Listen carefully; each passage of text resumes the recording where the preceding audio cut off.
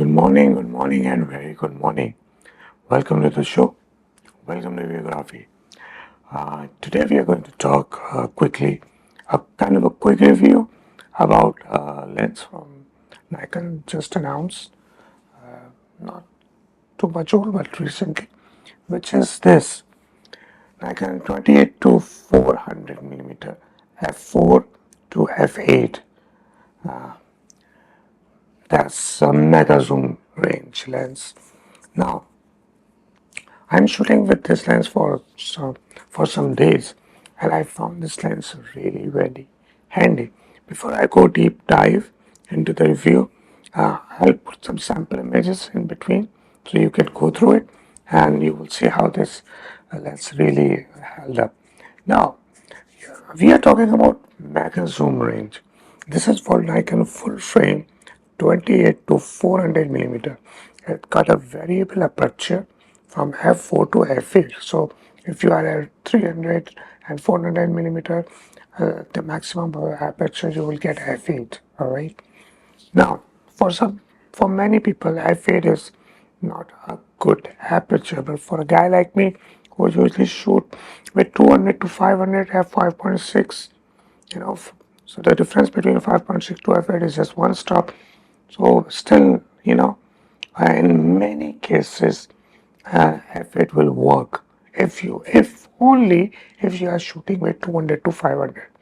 So even at 500, if I'm shooting with 200 to 500, I was getting 5.6 aperture. Sometimes I used to, close down the aperture to 7.1 or f8 to get the maximum depth of field. This is where, I found this lens really very handy because it was already giving me f8 at 400 millimeter. So the moment when I started, I put this lens on my ZF, which I own. I received this lens from Nikon Middle East. Thank you, Nikon Middle East, for giving me this lens so I can make a review out of it and to share the real life experience with the world. So when I put this lens on my ZF, start using it, it hit me that I was getting the feeling of 200 to 500, that f-mount lens. Now, 200 to 500, if it's got costed aperture of 5.6, it's a big lens. It's really this big lens. So I was almost getting that vibe of, variable like 200 to 500 range. I was already having that vibe, and because I was mostly shooting at 300, 400 quickly. For wide angle, I used to, sometimes, most of the time, I use my mobile. But now I can use this 28 millimeter wide enough to capture decent, street photography images. So, what's this lens for? This lens is ideal for street shooter, literally ideal. When we talk about street photography, so you normally talk about in general 35 millimeter focal length. All right, some people do with 24 millimeter, but this is a sweet spot of 28 millimeter. So you start with 28 millimeter, all right, and you go all the way up to 400, which is really crazy, like really crazy, more than 10 times the zoom. So when I was start shooting, I immediately felt like I'm having 200 to 400 in a more compact form, and so this is 28 millimeter. So this is the size in the compact form. Once you start zooming, you know, this is the maximum. This is 400 millimeter. All right, this big. Uh, it got a nice flat kind of a lens hood, which really helps in placing the lens on the flat surfaces. It doesn't have any curve or anything, it's really flat, so it really helps. Now, this lens called zoom creep, so up to 150 millimeter, it doesn't have any. Now start having zoom creep. You see, so up to 100 zoom range, it the the zoom is pretty stuck. You see, it's not happening. So that's 75. Now I go to 100. From 100, start zoom creep. So up to 75, 80 millimeter, there is no zoom creep. But after that, you going to experience zoom creep. The filter thread 77 standard, good. It has no autofocus button, autofocus to manual switch, no, nothing like that. No function button. It's just simple lens. 28 to 400. So when you put that on APS-C camera like Z50 or Z30 or ZFC, it gives you 42.5 millimeter all the way to 600 millimeter angle of view, which is crazy.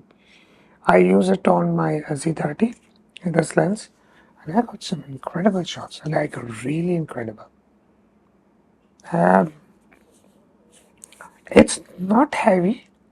I'm gonna put the weight somewhere over here. It's not heavy. The only thing which I really like so far, it's compact size with a zoom, maximum zoom. You can go 28 to 400, and that was really handy for me. Now, let's talk about sharpness. First off, it's not an S-line lens, all right? So it's not sharp like S-line lens. It's very decently sharp. If you are nailing the focus. The VR is effective uh, because at higher focal length, 300 to from 200 to 400, you are getting, uh, uh, you, the lens will show you in the EVF that scene is moving. So if you half press the shutter release button, the lens VR engage with the camera and try to stabilize the image. From 200 onwards, it affects more. So the lens VR is effective, but I haven't seen any significant improvement, which it should. But again, the technology comes with price. It's around $1,300, 1250 to $1,300 lens, somewhere around $1,300 lens. So the technology comes with this lens accordingly. When it comes to sharpness, it's very decently sharp, like 28 to 300 from half mount. That lens was really good, but this lens is surpassing it, when it comes to sharpness and overall performance, optical performance. It's decently sharp, but not what we experience from the S-line lens. So this is what I have seen. Its autofocus is slow. Again, technology comes with price. So it's not like it going to quickly acquire the focus. It does quite fast in compared to old 28 to 300, but it's still not fast enough. One thing which I really struggle with this lens is when you are shooting 300 400 meter, which I was mostly shooting at, the lens aperture was automatically closed down to f8. You can't do anything because that's how it is. So at f8, the camera in the low light struggles in autofocus. So start, going back and forth, focus hunting in low light situation at f8. You're talking about zoom range. That's where I was like most of the time the camera was hunting for autofocus. It's not the camera which, even if I'm going to put that on Nikon Z9 or Z8, autofocus will get struggle with this lens on any Z9 camera body. The reason is its aperture. I found that Nikon Z or any other mirrorless camera in general, and you guys have to verify my this theory that And the mirrorless system requires at least f5.6 aperture in order to, do the autofocus thing, calculation, tracking, acquisition, autofocus acquisition, autofocus tracking, and all that thing. For that, the camera needs at least f5.6 aperture from the lens. Regardless, even if you are shooting, even if you dial at f11 or f16, let's say you are a landscape shooter, you dial f11, but the camera aperture will remain open up to 5.6. The lens aperture will not close down to f11. It will remain open till 5.6. But at the time when you're going to press the shutter release, only then will the lens aperture will get close to f11. But before that, it automatically acquires the focus before you press the shutter release button. So this lens will give you f8, which means not enough light for camera to calculate the autofocus calculation and all that thing, in order to track the bird and all this thing properly. So I was struggling in, late evening bird shooting, animal shooting. I was struggling with that lens. I shot this moon from the building. uh, it was full moon, guys. I was shooting model actually, and she said, "Oh, hey, look, there's a full moon." When I turned around, I saw moon. I immediately left the model shoot and started shooting that scene. Uh, and it was very dark. It was dusky.